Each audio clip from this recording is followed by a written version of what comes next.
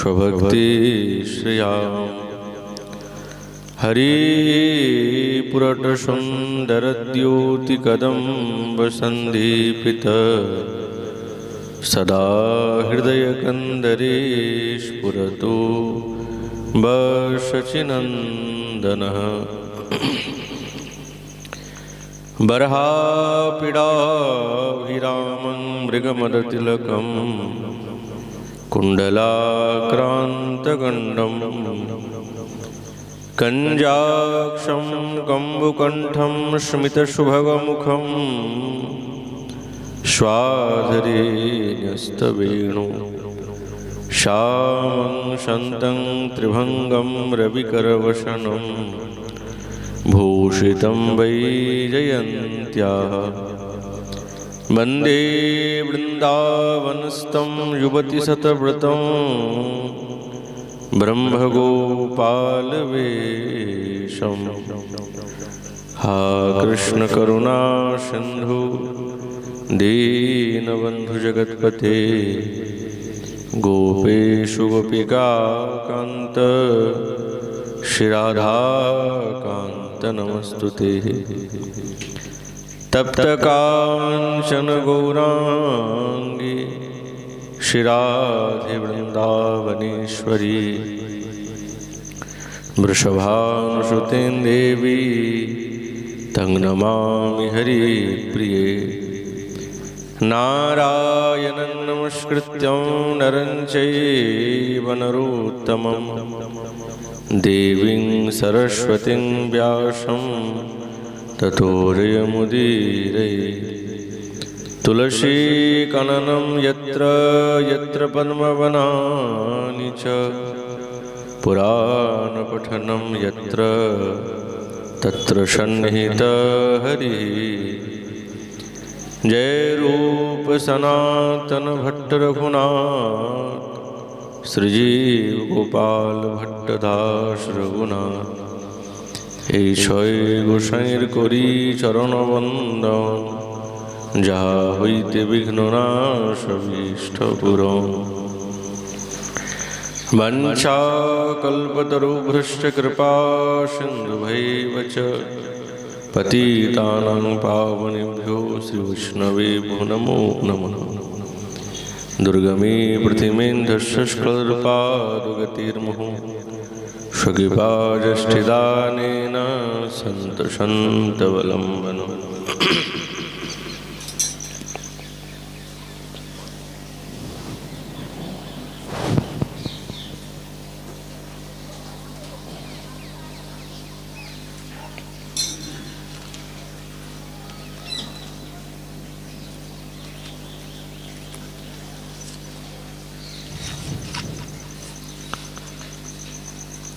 ओम नमो भगवते वासुदेवाय।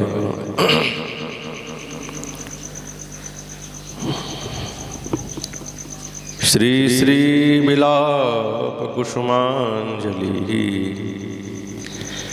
मणिचय खचिताभिनील चूड़ाबली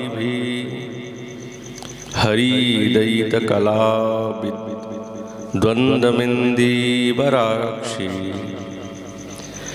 अपि बत तव दिव्यैरङ्गुरीयरङ्गुरीयै क्वचिदपि किल काले भूषै स्वामी किन्नु। कलियुग पावन अवतार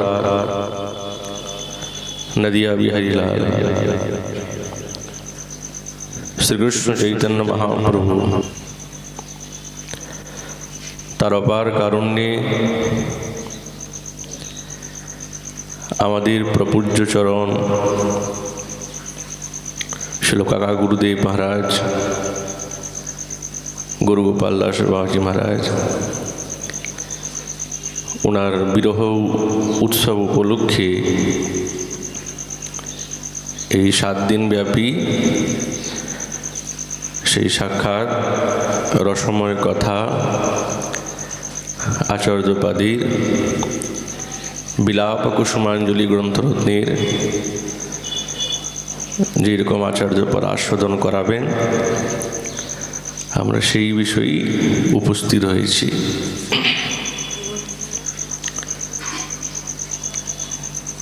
ওই জন্য শ্রীপাদ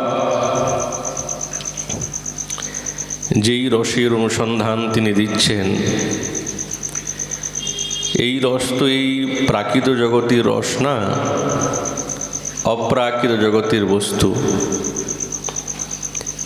কিন্তু এমনভাবে, এমন সহজভাবে আমাদের সামনে তুলে দিয়েছেন যেইটি আমাদের ধারণার অতীত। শ্রীপাদ একের পর এক দিব্য দিব্য সেবার আকাঙ্ক্ষা করছেন, আর যেই সেবার তিনি আকাঙ্ক্ষা করছেন, এই সেবা সাধকের যদি চিন্তনেও উপস্থিত হয় অনেক শ্রেষ্ঠ বস্তু। আর আমাদের গৌড়ীয় সাধকের এইটি আমাদের প্রয়োজন এবং এইটি আমাদের বস্তু, হার্দ বস্তু।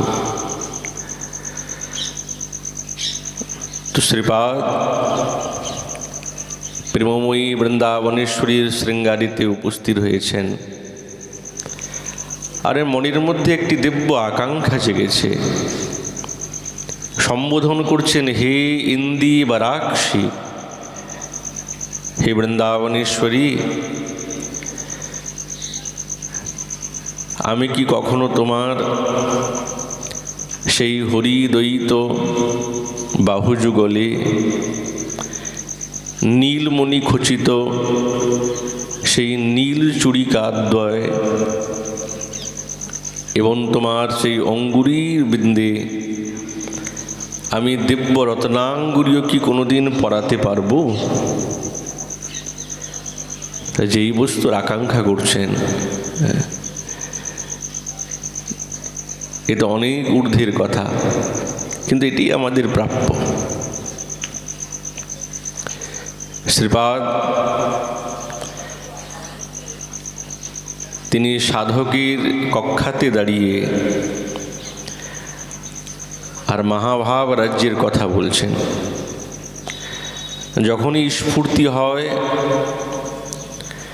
তখনই এই দিব্য লীলার ভাব জেগে যায়, আর যখনই স্ফূর্তি বিরাম হয়ে যায় তখন হৃদয়ের মধ্যে প্রার্থনা জাগে যে কবে করতে পারবো। এই ভেদ। তো শ্রীপাদ স্বরূপের আবেশে যখন সেবাতে নিযুক্ত হয়েছেন, এই সেবাতে প্রবেশ করতে গেলে তো নিজের স্বরূপের প্রতি গবেষণা খুব গম্ভীর চাই, যেটা গুরুদেব আমাদেরকে সম্প্রদান করেছেন। সেই স্বরূপের প্রতি আবেশটা খুব গভীর না থাকলে এই সেবার স্ফূর্তি হৃদয়ে জাগে না, অনুভব আসে না। তো শ্রীপাদ নিজের স্বরূপের খুব দৃঢ় অনুভব করে প্রবেশ করেছেন স্ফূর্তিতে। নীল চুড়ি পরাবেন, হৃদয়ে ভাব জেগেছে।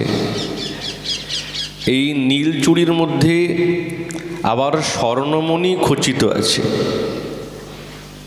আবার এই স্বর্ণগুলি অল্প অল্প অল্প অল্প দেখা যাচ্ছে, একবারে সম্পূর্ণ দেখা যাচ্ছে না, অল্প অল্প দেখা যাচ্ছে। তাহলে কি দিব্য অপূর্ব শিল্পকলা! ওই জন্য সম্বোধন করছেন, হে ইন্দি বারাক্ষী। এই সম্বোধনের মধ্যে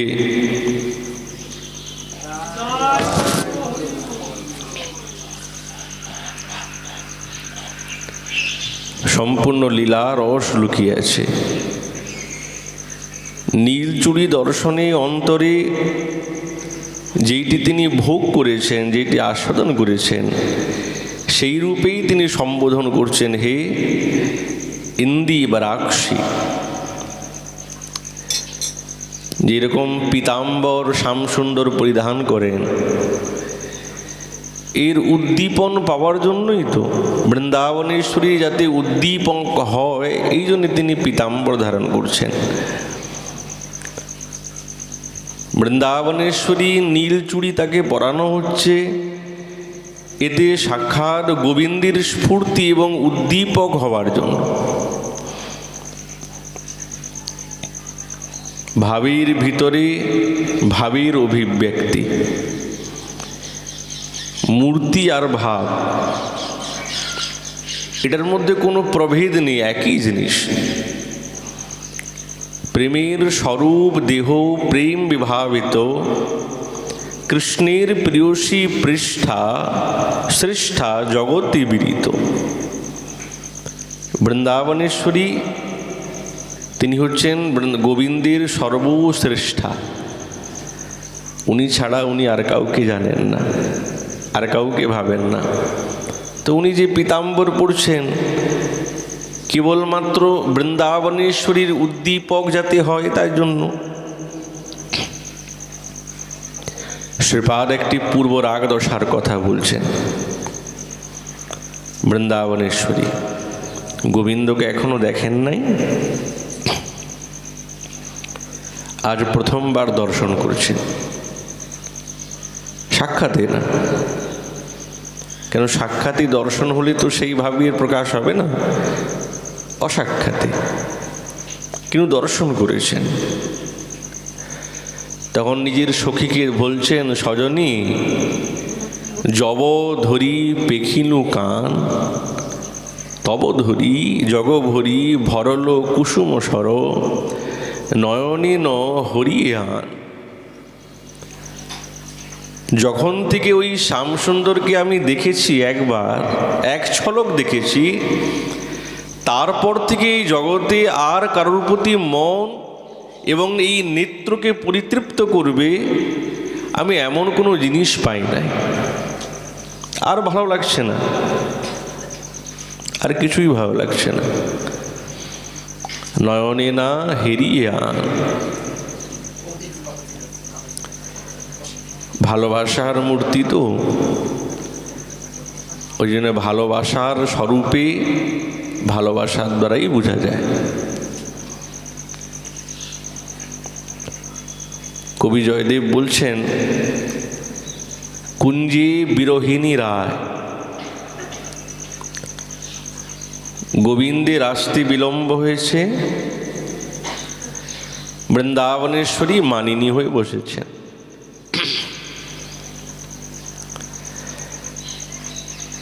কেননা গোবিন্দের প্রাপ্ত করার জন্য, তাকে দর্শন করার জন্য, মিলিত হওয়ার জন্য ঠাকুরানী কত কিছু না করেন।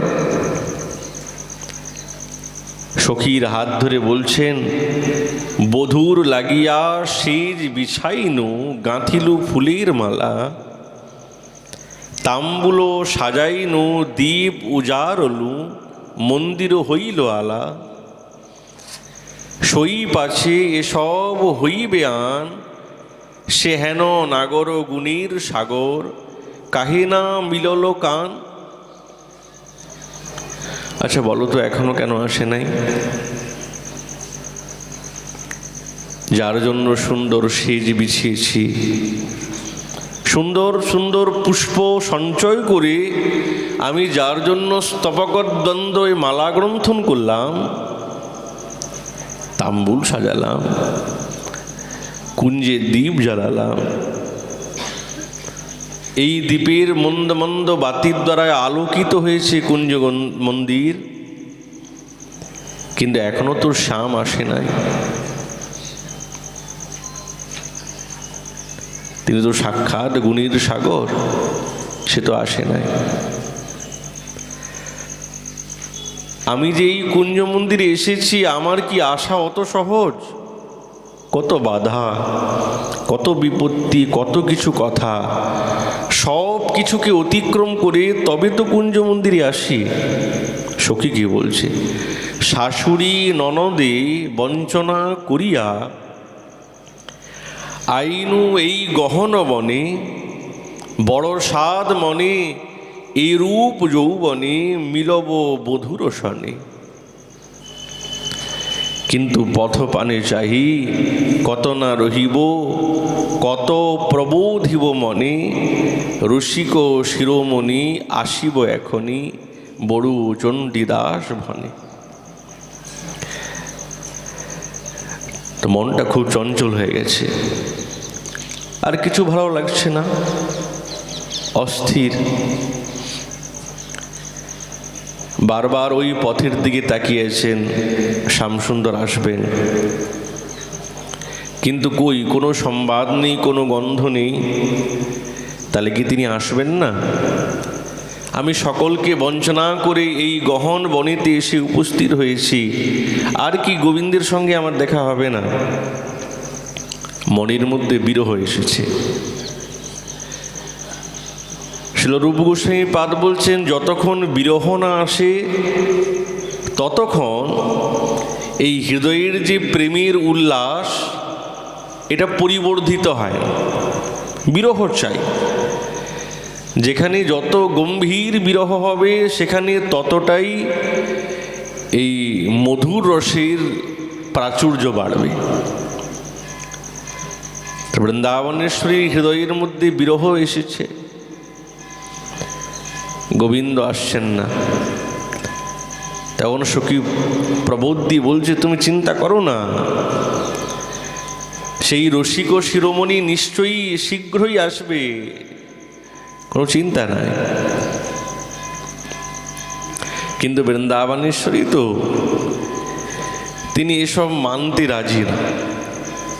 যতই ওনাকে বোঝানো হচ্ছে, সখীগণ বোঝাচ্ছেন, প্রাণসখী, প্রিয় সখী, কিন্তু মনের মধ্যে যার জন্য খুব লালসা, খুব প্রেম গম্ভীর হয়েছে, তাকে না দেখতে পেলে আর কিছুই ভালো লাগে না।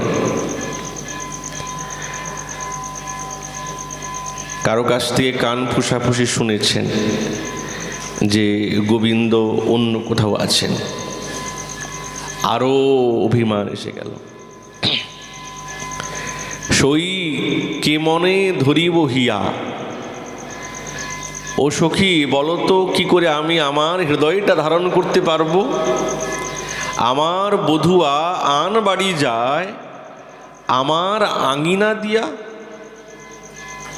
ওই যে আমাদের এই পাশ দিয়ে গেছে অন্য কারো ঘরে, ছি ছি ছি, সে বন্ধু লাগিয়া না চায় ফিরিয়া এমতি করিল কে?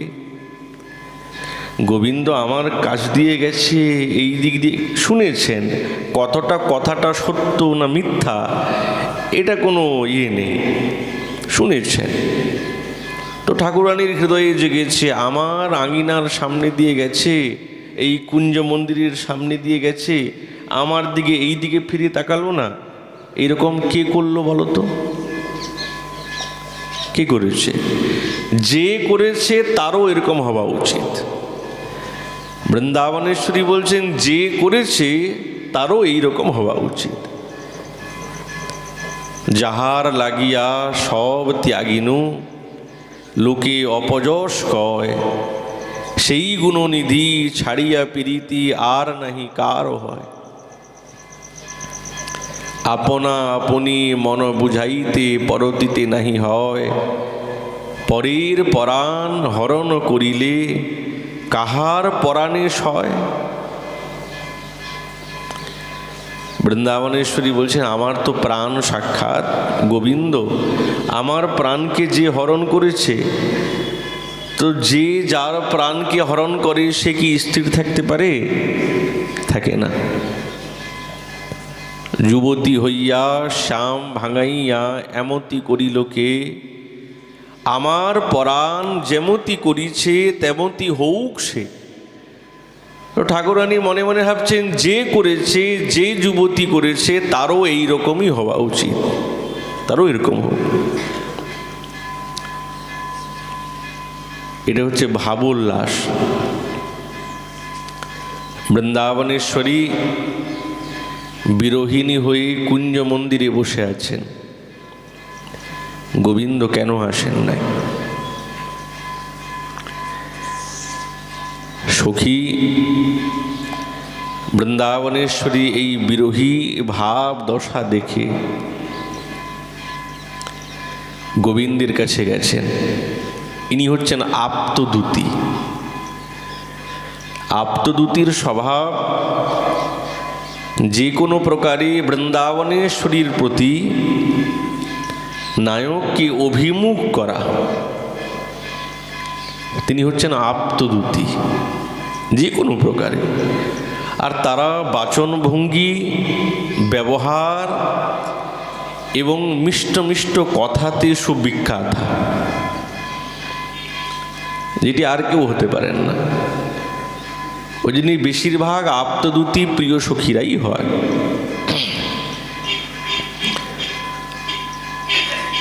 গোবিন্দের নিকটে গেছেন, ঠাকুরানীর দশাকে বলবেন। বিলিখতি রহসি কুরঙ্গ মদনে ভবন্তম অসম সরভূতম প্রণমতি মকর মধ্যো বিনিধায় করে চ শরং নবচূতম प्रतिपदम इदमपि निगदितं माधव तव चरणी पतिताहम त्वयि विमुखे मयि सपदि सुधा निधिरपि तनुते तनुदाहम ध्यानलयेन पुर परिकल्प्य भवन्तम अतीव दुरापम विलपति हसति विषीदति रोदिति चंचति मुंचति तापम। কবি জয়দেব বলছেন বিরোহিণী বৃন্দাবনেশ্বরীর স্বভাব। কি করছেন তিনি? বিরহ তো এসছে। ওই শ্যাম সখী আপ্তদূতী গোবিন্দকে বলছেন, বিরোহী রাধা তোমার জন্য কি করছে তুমি জানো? নিভৃতে বসে, কুঞ্জ বাটিকাতে বসে আজ মৃগমদ চন্দনের দ্বারায় তোমার একটি দিব্য মূর্তিকে অঙ্কন করেছেন। ত্রিভঙ্গিম ঠাম, কুঞ্চিত কেশ, তাকে মদন রূপেতে মনে করছেন। সেই মূর্তিকে ইনি সাক্ষাৎ মদন, যিনি সকলের মনকে মথিত করে দিয়েছে। ওই জন্যে সেই মূর্তির অধদেশে একটি মকর রচনা করেছেন। মকর সুত মুকুলের স্বর হাতে দিয়েছেন আর দিয়ে প্রণাম করছেন। প্রণামতি, কেবল প্রণাম করছেন না, নিজের ভাবকেও প্রকাশ করছেন। কি বলছে? বলছে, হে মাধব, তোমার চরণে আমি আত্মসমর্পণ করি। আমি শরণাগত, আমি শরণাগতা। তোমার বিমুখতার কারণে আমার কাছে এই সুধানিধি অমৃতের সাগরও আমার কাছে এই বিষের মতন হয়ে উঠেছে, ভালো লাগছে না। আমি বুঝেছি তুমি হচ্ছেন খুব চির দুর্লভ, তুমি, তোমাকে পাওয়া অত সহজ না।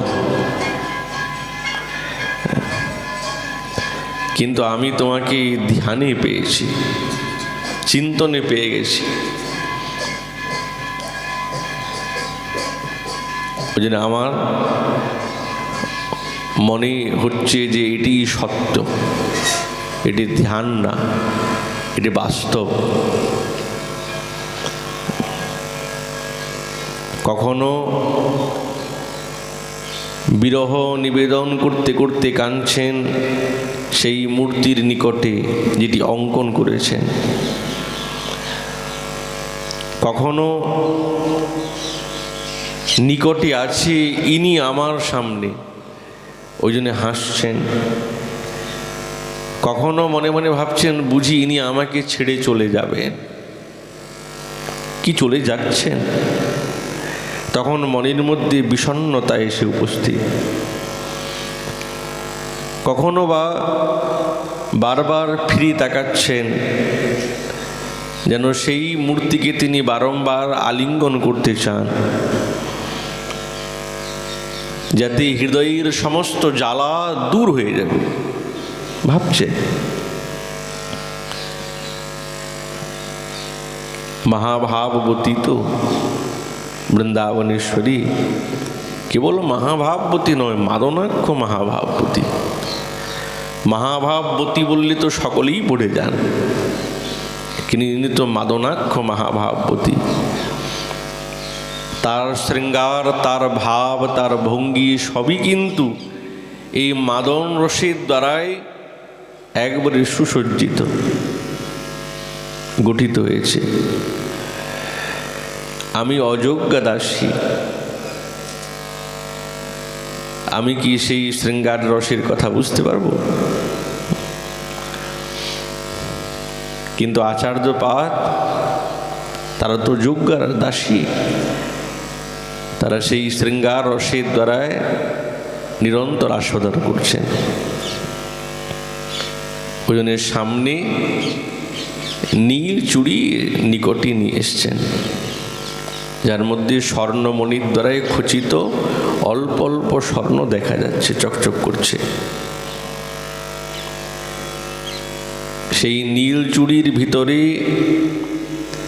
শ্যামসুন্দরীর আভাস পেয়েছেন। উদ্দীপক ভাবের প্রকাশ হয়েছে। বৃন্দাবনেশ্বরী, তার নয়নের সৌন্দর্য তো এমনি খুব সুন্দর, যার কোনো তুলনা হয় না। ওই জন্য সম্বোধন করেছেন ইন্দিবরাক্ষী। এই নয়নটা স্বাভাবিক স্বভাবতই সুন্দর, মধুর, কিন্তু যখন ওই নয়নে তিনি শ্যামসুন্দর দর্শন করেন, তখন ওনার দৃষ্টির ভঙ্গি এবং মাধুর্য আরও কোটি গুণ বেড়ে যায়, কোটি গুণ বেড়ে যায়। কেন? যে ওই নয়নে গোবিন্দ দর্শন হচ্ছেন, তখন নয়নের নানা রকমের ভঙ্গি। বৃন্দাবনেশ্বরীর নয়নের ভঙ্গি তো এক প্রকার নয়, আচার্যপাদ বহু প্রকারের বিভেদ করেছেন, বহু প্রকারের ভেদ। আর এই বহু প্রকারের ভেদ কখন সৃষ্ট হয়? যখন সামনে বা অসাক্ষাতে বা দক্ষিণে বা বামে যখন গোবিন্দকে দর্শন করেন, তখন বৃন্দাবনেশ্বরী এই নয়ন ভঙ্গির পরিপাটিটা একবারে পরিবর্তন হয়ে যায়। গোবিন্দ অভিভূত হয়ে যান। তাই তো এখনই একরকম দেখলাম নয়নের ভঙ্গি, নয়নের মাধুরিমা, আবার এখন দেখি অন্য প্রকার হয়ে গেল, ক্ষণে ক্ষণে পরিবর্তন। বলে এটাই তো নবনবায় মায় মানা নয়ন ভঙ্গি। যেরকম গোবিন্দের রূপ নতুন নতুন স্বরূপেতে প্রতিভাত হয়, তাহলে কি বৃন্দাবনেশ্বরীর নয়ন ভঙ্গি কি নতুন নতুন স্বরূপে হবে না? নিশ্চয়ই হবে, নিশ্চয়ই হবে। এই ভঙ্গিটা পরিবর্তন হচ্ছে। গোবিন্দ দর্শন হলেই তখন বৃন্দাবনেশ্বরী এই নয়নের ভঙ্গিটা একবারে অন্য প্রকার হয়ে গেলেন, আরও সুন্দর, আরও সুন্দর, যেই সৌন্দর্যের কথা ব্যাখ্যান করা অসম্ভব। শ্রীল রূপ গোস্বামী চরণ দানকেলি কৌমুদী গ্রন্থে গোবিন্দ দর্শনী বিলাসিনী এই বৃন্দাবনেশ্বরী নয়নের যে কিলকিঞ্চিত ভাব, সেই ভাবকে তিনি স্তুতি করছেন। কেমন? আচ্ছা, এই ভাব কি অন্যত্র কোথাও দেখা যায়? যদি আমরা ভাবি এই কিলকিঞ্চিত ভাবের পরিপাটি কি এই জগতে কোথাও দেখা যেতে পারে? বলছে না না, কোথাও নয়, জগতে তো দূরের কথা। অন্য কোনো সখীর প্রতিও এই ভাবের প্রকাশ জাগতে পারে না। জীব গোস্বামী পাদ বলছেন, রাধায়া এব, কেবল রাধা ঠাকুরানীতেই এই ভাবের পূর্ণ দশা প্রাপ্ত হওয়া যেতে পারে। হ্যাঁ, কোনো কোনো সখীর মধ্যে কিঞ্চিত অংশ থাকতে পারে, কিন্তু পূর্ণতা কেবলমাত্র রাধায়া এব, কেবল রাধা ঠাকুরানীর মধ্যেই আছেন। ওই জন্য গোবিন্দ উন্মাদ হয়ে যান। পূর্ণ আছে, যেখানে পূর্ণ আছে সেখানে ডুবতে তো কোনো অসুবিধে নেই। যেখানে রসময় সাগর পরিপূর্ণ আছে সেখানে ডুবতে তো কোনো অসুবিধে নেই। তো গোবিন্দ এই সম্পূর্ণ ভাবের পূর্ণতা কেবল রাধা ঠাকুরানীতে পান, ওই জন্য ডুবে যান, আর উঠতে ইচ্ছা করে না। শ্রীপাদ বলছেন, অন্তস্মেরতয়োজ্জ্বলা জলকণ ব্যাকীর্ণ পক্ষ্মঙ্কুরা কিঞ্চিদ পাটলীতাঞ্চলা রসিकोत्सिक्तता पुरः कुञ्चति रुद्धाया पथि माधवेन मधुर व्याभुग्न भावोत्तरा राधाया किल किंचितस्तबकिनी दृष्टि श्रियम बह क्रिया। তাহলে গোবিন্দের প্রতি যে ভাবের প্রকাশ, এটা কিসের? বলে কিলকিঞ্চিত ভাবের দ্বারাই গোবিন্দকে সেবা করছেন। সব কিছুর মধ্যেই সেবা আছে। বৃন্দাবনেশ্বরী গোবিন্দকে সেবা করছেন কি রসের দ্বারায়? বলে কিলকিঞ্চিত দৃষ্টির দ্বারায় তিনি বৃন্দাবনেশ্বরী গোবিন্দকে সেবা করছেন। এই দৃষ্টিটা হলো কি করে? দান ঘাটিতে তো বিনা দান না দিলে ঘাটি পার হওয়া যাবে না।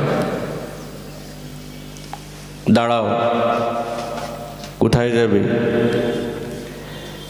এখন গোবিন্দ দাঁড়িয়েছেন, কিন্তু বৃন্দাবনেশ্বরীর সঙ্গে আরো সখীগণ আছেন, ললিতা বিশাখা ইত্যাদি সখীগণ আছেন, দাঁড়িয়েছেন। কিন্তু গোবিন্দ কি সরাসরি বৃন্দাবনেশ্বরীর দিকে তাকিয়ে আছেন নাকি? বলছেন না, না, ওনার দিকে তাকিয়ে না, কিন্তু কথা ওনাকেই বলছেন। পথটা অবরুদ্ধ করেছেন। হঠাৎ নায়ক পথ অবরোধ করেছে, একটা ভয়ভীতি আছে। তো বৃন্দাবনেশ্বরীর দৃষ্টিতে, এই দৃষ্টির অন্তরে এই হর্ষের সঙ্গে সেই ঈষদ হাস্য আছে। ঈষদ হাস্যের উজ্জ্বলতা প্রকাশ পেয়েছে। হর্ষ আছে, আনন্দ আছে, এবং মন্দ মন্দ হাসি, তার উজ্জ্বলতা প্রকাশ পেয়েছে।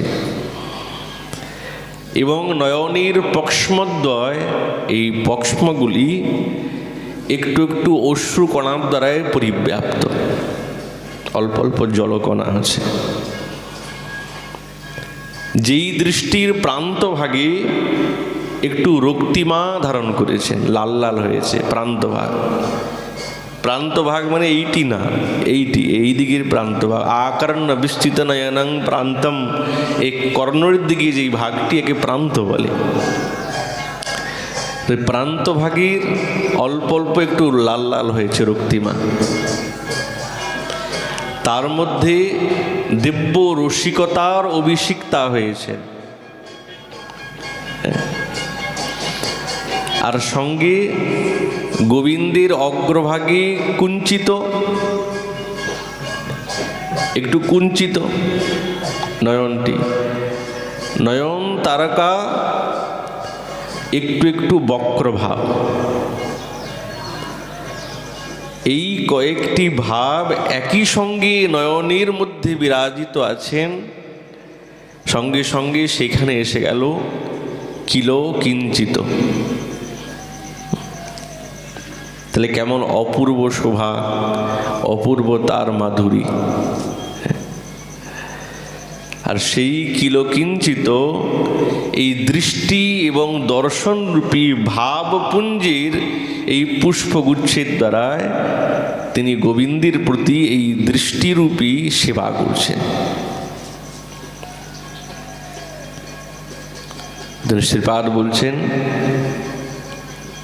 সেই দৃষ্টি আমাদের জীবনেও সংঘটিত হোক।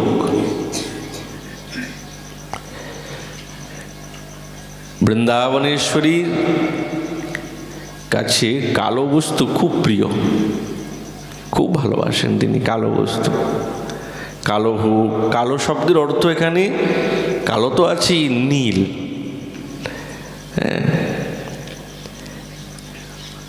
ওই জন্য কালো বলতে নীল, কিন্তু কালো, কালোটাকে ছাড়া যাবে না। ওই জন্য কালো বস্তু খুব ভালোবাসেন। নীল বস্তু মাত্রেই গোবিন্দের উদ্দীপক। বর্ণাত শ্যামবর্ণীর কিছু যদি সম্মুখে এসে যায় তো শ্যামসুন্দর যেন মনে হচ্ছে উনার সামনে উপস্থিত হয়ে গেছে।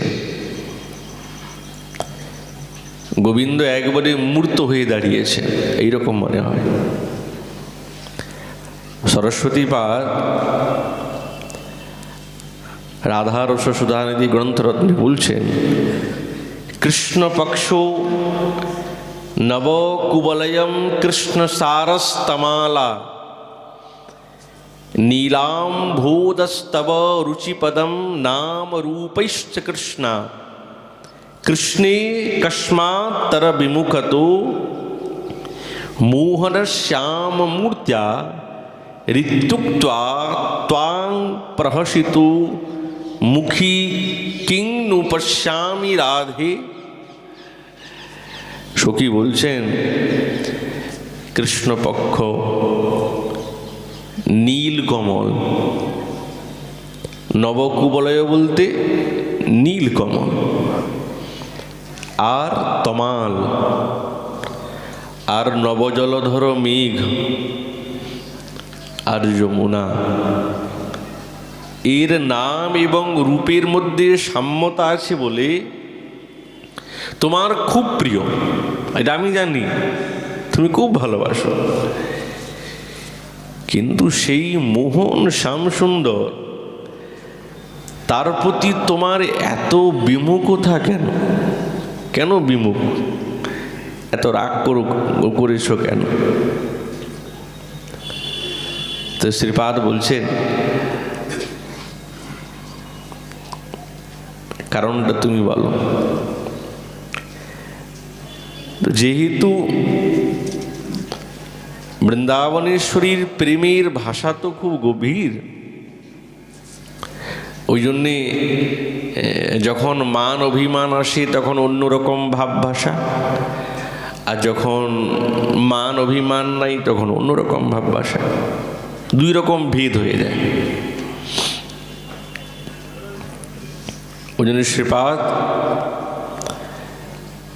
যে বৃন্দাবনেশ্বরীর কাছে বলছেন যে এই শব্দটা যে আমি কোনোদিন বলতে পারবো তোমাকে, যে তোমার এই কালো বস্তু তো খুব প্রিয়, কিন্তু তুমি গোবিন্দের প্রতি শ্যামসুন্দরের প্রতি এতটা বিমুখতা হয়েছ কেন এখন?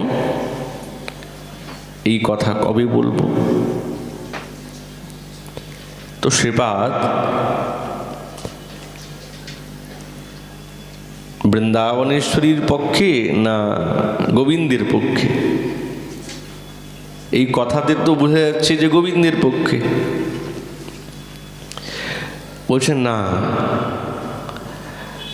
এইরকম না, পক্ষ বৃন্দাবনেশ্বরীরই।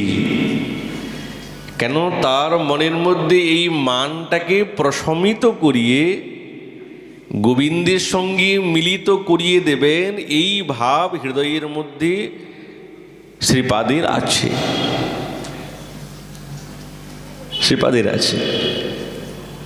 ওই জন্য রসেয়ম তৎপদ রসম, কেননা প্রাণবস্তু হচ্ছেন তো রাধাদাস্য, কৃষ্ণদাস্য তো নাই। এই কথা তো কোথাও বলা নাই যে কৃষ্ণদাস্য, রাধাদাস্য। কিন্তু রাধাদাস্য প্রাপ্ত হতে গেলে গোবিন্দও তো চান, গোবিন্দ ছাড়া রাধাদাস্য প্রতিপন্ন হবে কি করে? প্রতিপন্ন তো হবে না। রাধাদাসীর ভিতরেই কৃষ্ণ রস মাধুরীকে নিরন্তর সাধক আস্বাদন করেন, ছাড়া না। আর ওইটাই হচ্ছেন সাধকের সাধ্য এবং সাধনা। ঠাকুর মহাশয় বলছেন, যুগল চরণ প্রতি পরম আনন্দ ততি, রতি প্রেমা হৌক পরবন্ধে, কৃষ্ণ নাম রাধা নাম উপাসনা রসধাম, চরণে পড়িয়ে পরানন্দে, মনের স্মরণ প্রাণ মধুর মধুর ধাম, যুগল বিলাস স্মৃতি সার, সাধ্য সাধন এই ইহা বই আর নাই, এই তত্ত্ব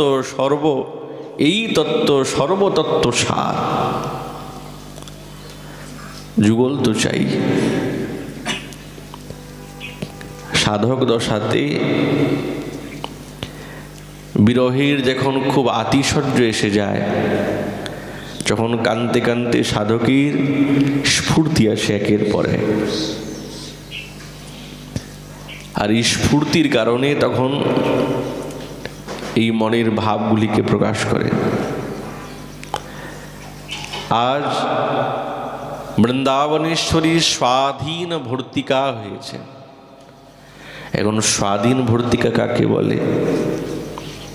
স্বয়ত্তাসন দয়িতা তাবৎ স্বাধীন ভর্তিকা। কান্ত যার অধীনে হয়ে থাকেন এমন কান্তাকে স্বাধীন ভর্তিকা বলে। কান্ত মানে নায়ক, যিনি নায়িকার অধীন হয়ে থাকেন সবসময় সর্বদা, তাকে স্বাধীন ভর্তিকা বলে। তো আজ বৃন্দাবনেশ্বরী কুঞ্জ মন্দিরে বসে তো আছেন, কিন্তু উনি কি রূপ ধারণ করেছেন? স্বাধীন ভর্তিকা, মানে রাজা। উনি যা বলবেন ওটাই শুনতে হবে, উনার কথার কোনো বিপাক করা যাবে না।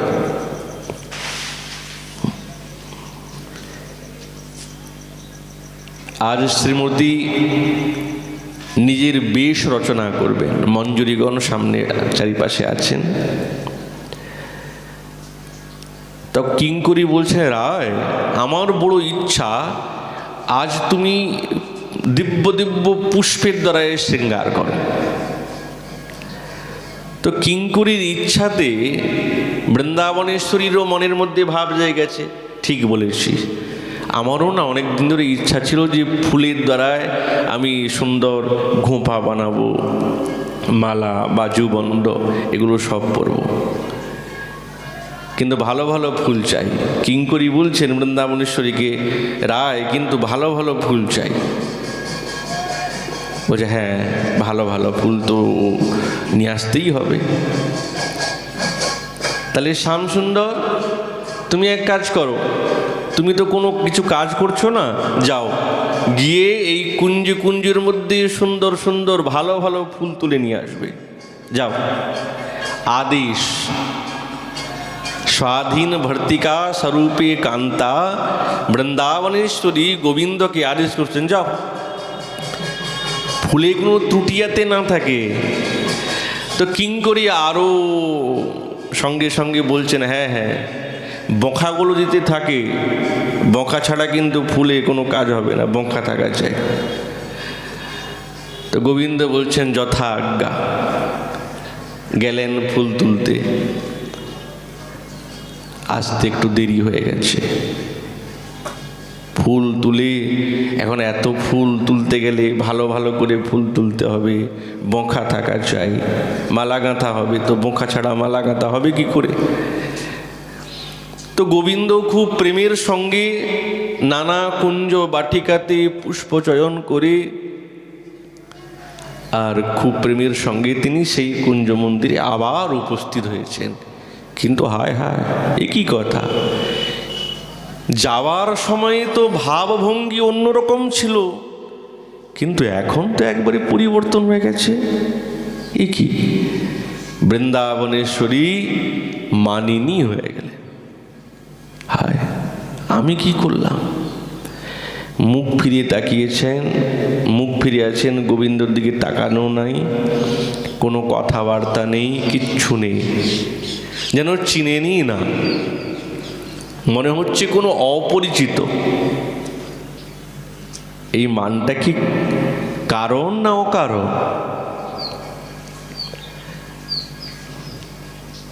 অশ্ব প্রণয় এবাশ্যান মানস্য পদম উত্তমম। প্রণয়ের মানটি হচ্ছেন একমাত্র উত্তম পদ, মানে আশ্রয়। মানের উত্তম পদ আশ্রয় হচ্ছেন প্রণয়। প্রণয় না হলে মান আসে না। অকারণ মান প্রণয়ের এই বিলাস বৈভব। শিল রূপ গোস্বামী পাদ দুই প্রকার মানের ভাগ করেছেন, এবং তো আরও মানের ভাগ আছে, কিন্তু দুইটি ভাগ করেছেন। এক হচ্ছে প্রণয়ের পরিণামকে সহেতুক মান বলে, আর দ্বিতীয় হচ্ছে প্রণয়ের বিলাস বৈভবকে নির্হেতু মান বলে। এই দুই প্রকার মান, এক হচ্ছেন সহেতুক মান, আর দ্বিতীয় হচ্ছে নির্হেতু মান। কেউ কেউ এই নির্হেতু মানকে প্রণয় মান বলে, বলা যেতে পারে, অসুবিধে নেই।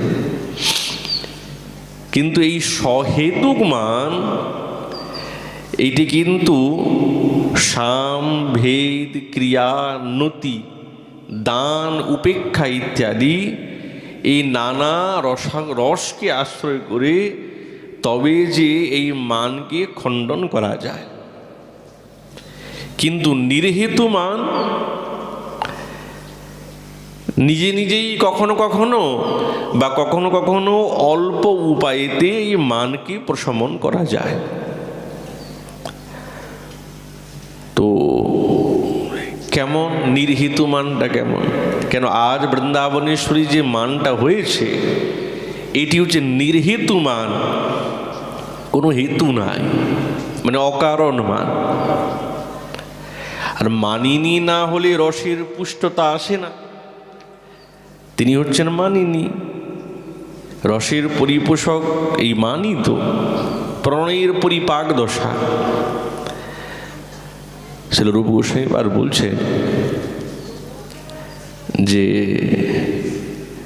এই নির্হিত মানের দৃষ্টান্ত দিতে গিয়ে উজ্জ্বল নীলমণিতে শৃঙ্গার ভেদে বলছেন, বিশাখাকে গোবিন্দ বলছেন, ওহে বিশাখা শোনো, তোমার একটা কথা বলি। কি বলো?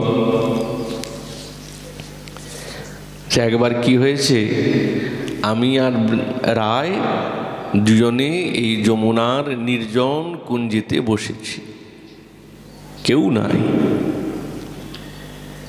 হঠাৎ দুজনের মধ্যে শর্ত লাগলো, পণ। কি পণ? উভয় এমনি বসে বসে গল্প করতে করতে, কথা বলতে বলতে পরস্পর, কথার কি বলবেন, পরস্পর পরস্পরের গুণের কথাই তো বলবেন। বৃন্দাবনেশ্বরী গোবিন্দের রূপের কথা, আর গোবিন্দ বৃন্দাবনেশ্বরী রূপের কথা। কিন্তু হতে হতেই পরস্পর পরস্পর আমরা প্রতিজ্ঞা করলাম। কি প্রতিজ্ঞা? ও যে আমরা দুইজনেই বিমুখ হয়ে বসবো। তুমি ওই দিকে তাকাবে, আমি এই দিকে তাকাবো, দুজনে পিছন ঘুরে তাকাবে, কেউ কারোর সঙ্গে কথা বলবো না, দেখি কে পারে। এই প্রতিজ্ঞা হলো। দুজনেই বসে আছি চুপচাপ, আমিও এই দিকে ঘুরে, আর রায়ও ওই দিকে ঘুরে বসে আছে। কিন্তু কি করব, আমি না আর বেশিক্ষণ থাকতে পারি না, বেশিক্ষণ স্থির থাকতে পারি না। হঠাৎ দেখলাম এই কুঞ্জ বাটিকার মধ্যে বেশ বড় বড় বড় বড় এই কি বলে দাড়িম্ব ফল ঝুলছে। আমার দৃষ্টি পড়ে গেল ওই দাড়িম্ব ফলের দিকে। দৃষ্টি যেমনি পড়ে গেল, আর স্থির থাকতে পারলাম না, ওই দাড়িম্ব ফলকে নেবার জন্য দৌড়ে গেলাম। লক্ষ্য করলাম, দৌড়েও গেলাম পাশে। এই দেখে বৃন্দাবনেশ্বরী মুচকি মুচকি হাসতে আরম্ভ করেছে। কেননা রসভেদের ভাব জেগেছে, মন্দ মন্দ হাসতে আরম্ভ করেছে। আর যেমনি দাড়িম্ব ফলটা আমি তুলে ফেললাম, তুলে তার দিকে দেখলাম, বাহ কি সুন্দর তো দাড়িম্ব ফল। তো দেখি রায় খিলখিল খিলখিল করে হাসছে। আমি সঙ্গে সঙ্গে বললাম, এই তো দেখো, তুমি প্রতিজ্ঞা হয়েছিল দুজনের মধ্যে, এই তুমি দেখো প্রথম কথা বললে, তুমি হাসলে না, এবার তুমি তো হেরে গেল, তুমি তো হেরে গেছো, তুমি পরাজয়, আমি জয়ী লাভ করলাম। তো বৃন্দাবনেশ্বরী বলে, আরে থাকো থাকো, তুমি কথা বেশি কথা বলো না। আরে আমি তো হেসেছি, নির্বেদ কে করলো, কে আগে ছুটে গেল, কে চঞ্চল হলো আগে? তুমি তো হলে, আমি তো হই নাই, আমি তো চুপচাপ বসেছিলাম। তুমি তো ওই দাড়িম্ব ফল ঝুলছে বলে তোমার মনটা চলে গেল ওই দিকে। প্রথমে তো মন গেল, দ্বিতীয় তোমার হাত গেল, তাহলে তৃতীয় তুমি নিজে গেলে, আবার নিয়ে খেলা করছো। তো কে এই স্থিরতাকে ভঙ্গ করেছে? তুমি, তুমি হেরেছ, আমি জয়। কথা তো ঠিক, কথা ঠিক। তাহলে এখানে বলার এইটাই উদ্দেশ্য শ্রীপাদের, যে এখানে যে মান আছে, যে না কথা বলা বা মুখ ঘুরিয়ে থাকা, এটা যে নির্হেতু, কোনো হেতু নাই, কোনো হেতু নেই। প্রেম, প্রেমের স্বভাব কুটিল গতি, সোজা চলে না, কুটিল গতিতে চলে। ওই জন্য কারণ অকারণে বৃন্দাবনেশ্বরীর মানির নানা প্রকার উদয় হয়। अहेरिव गति प्रेम्न स्वभाव कुटिला भवेत् अतो हेतोर अहेतुश्च यूनोर मान उदंचति। যেরকম সাপ সোজা চলে না, বেঁকে বেঁকে চলে, এইরকম এই প্রেমের গতিটাও ঠিক এইরকম এঁকে বেঁকে চলে। কখনো অকারণ মান, কখনো কারণে মান। আজ বৃন্দাবনেশ্বরী মানিনী হয়ে শ্যামসুন্দরীর দিকে কটাক্ষ দৃষ্টিপাত করছে। কিঙ্করী বুঝে গেছেন, আর এই কটাক্ষ দৃষ্টি বৃন্দাবনেশ্বরী কার প্রতি করেছিলেন? শ্যামসুন্দরীর প্রতি নয়, কিঙ্করীর প্রতি। ওনার দিকে তো তাকাচ্ছেন না, উনি আসতে বিলম্ব করেছেন ফুল তুলে আনবেন বলে। তখন কিঙ্করী গোবিন্দের দিকে তাকালেন।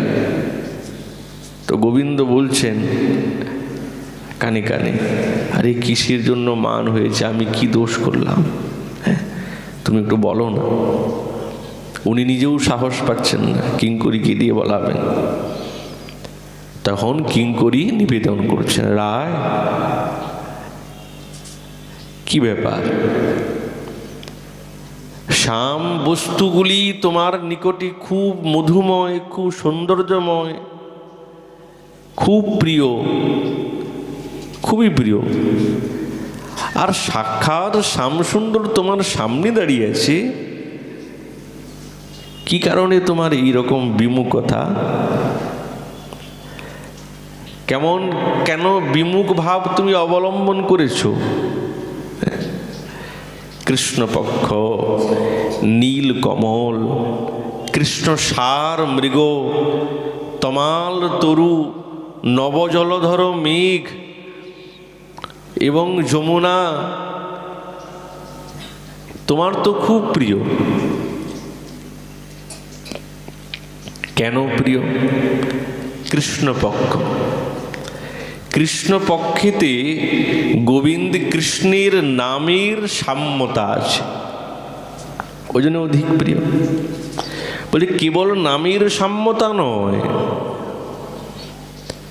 পক্ষের মধ্যে শুক্ল পক্ষ সকলেই ভালোবাসে, সব কিছু কোনো কিছু করতে গেলে শুক্ল পক্ষ কৃষ্ণ পক্ষটা ধরেন না। কিন্তু বৃন্দাবনেশ্বরীর কাছে এই কৃষ্ণ পক্ষটা খুব মধুময়, খুব ভালো। এর কারণ হচ্ছে এক তো নামের সাম্যতা, গোবিন্দের নামও কৃষ্ণ আর পক্ষের নামও কৃষ্ণ, সাম্যতা আছে। আর দ্বিতীয়, বৃন্দাবনেশ্বরী তিনি তো আরাধিকা, গোবিন্দের আরাধনা করেন, সেবা করেন, তার মতন আরাধিকা কেউ হতে পারেন না। ওই জন্য বলেছেন অনয়া রাধিত নূনম, নিশ্চিত উনি শ্রেষ্ঠ আরাধনা করেছেন, তিনি সেবা করেছেন।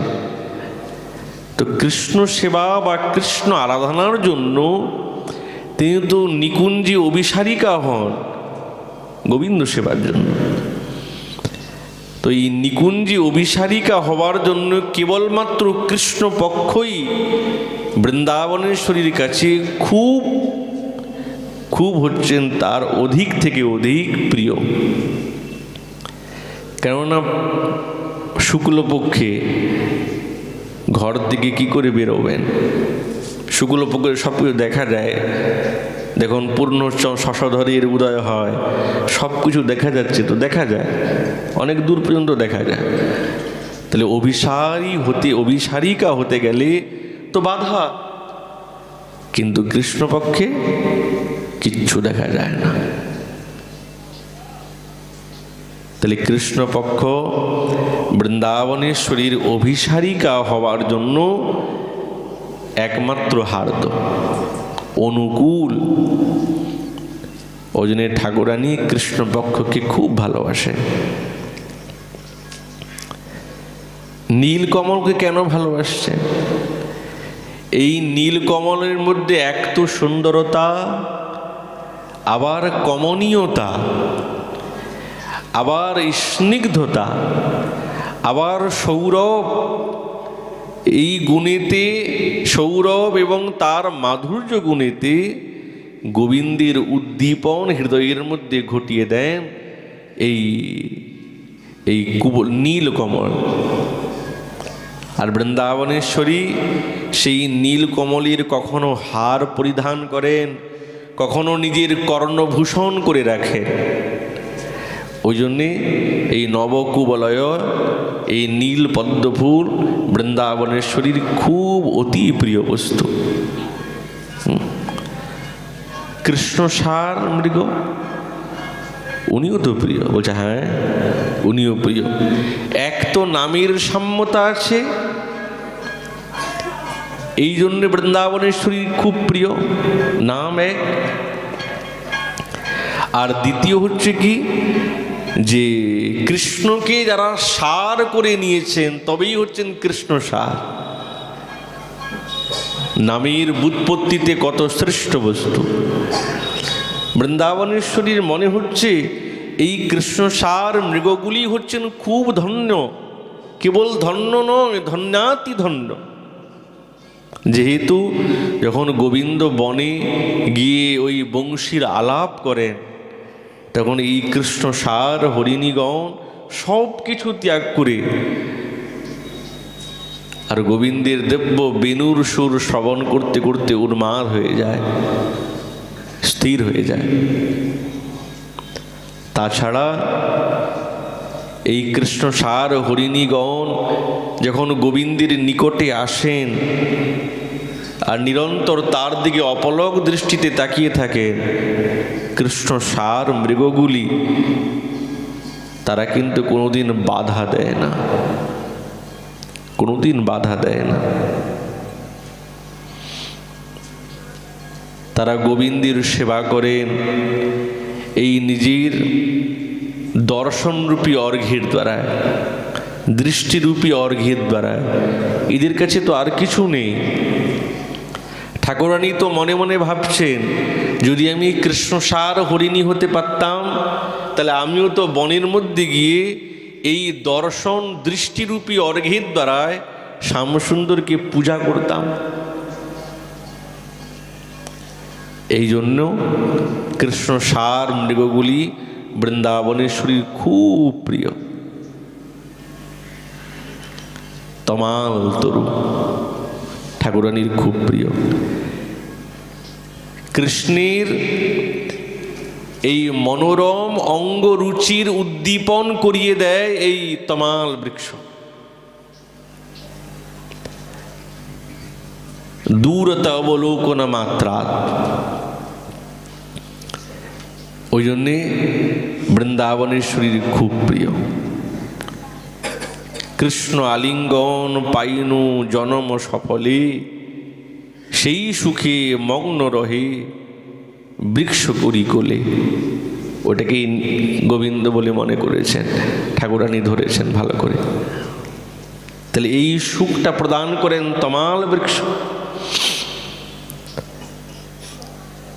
আর নবজলধর শ্যামল কান্তি, ওই দর্শন করে না বৃন্দাবনেশ্বরী ভাবে, যদি আমার পাখা হতো তাহলে উড়ে যেতাম, যদি পাখা হতো উড়ে যেতাম।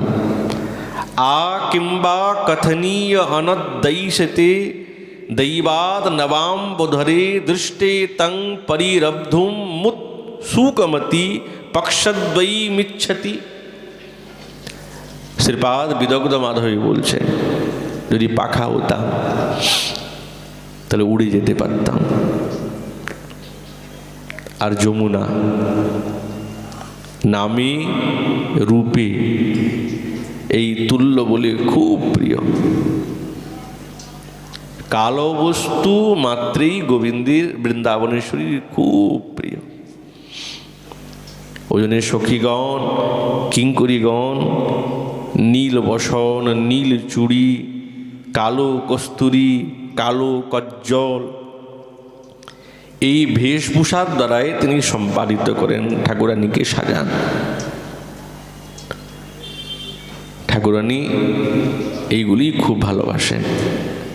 ওই জন্য শ্রীপাদ ক্রমানুসারে এই নিরন্তর আমাদের সেই রসের কথা বর্ণনা করছেন, ঠাকুরানীর কথা। এই বলে আমাদের ভাগবতী কথা এখানে বিশ্রাম। মহাপুর কৃপালে আগামীকাল আবার এই বিষয়ে আলোচনা হবে। নিতাই গৌর হরি।